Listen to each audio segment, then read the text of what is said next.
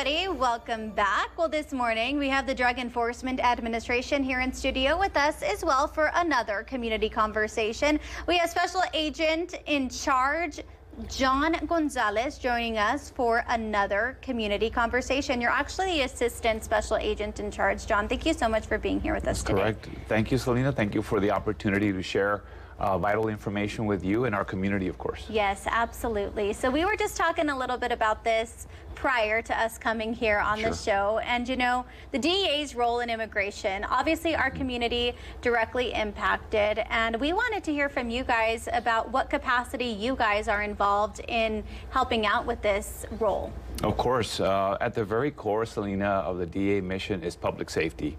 And we do that through joining forces, joining alliances with other federal agencies so that we can share intelligence and target the most dangerous criminal organizations, not only domestically but internationally. Right now, the strategy, Selena, is we're focusing on identifying those criminal alien groups that are assisting the drug cartels. Quite often, we will find that in our investigations, you do have illegal criminal aliens that are assisting in the movement of illegal drugs into our area. Yeah, and I know that you guys with the DEA are involved in numerous cases, investigations, but those investigations outside of immigration, they are still taking place, right? Or have all your agents been assigned to help out with immigration? So, quite the contrary. Every single investigation that we have at DEA is being prosecuted to the full letter of the law.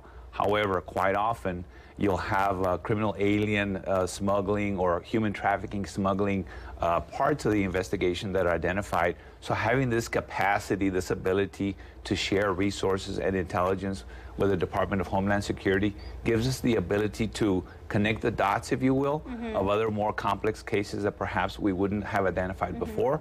And it gives us options to prosecute an investigation, a target, not only at the federal level, but if we can't do it at the DEA side, we can work it through the DHS side. Is there any new tools now that you guys have under your belt that you're able to help more when it comes to immigration and drug enforcement? Of course. So the tools really expand on the intelligence side. Right. All the databases that we have within the federal government, within multiple Department of Justice components, are now intertwined and we're sharing. We've been doing that for a while, but now we're vocalizing it a little bit more. And the fact that now we have the ability to work with DHS, it gives us that ability to take cases a little bit further. And of course, the ultimate goal is to bring the cartel leadership to justice, to charge them at the federal level if possible. And which what I understand from talking with you, having that support from DHS and being able to work alongside them, it does help the overall outcome, correct?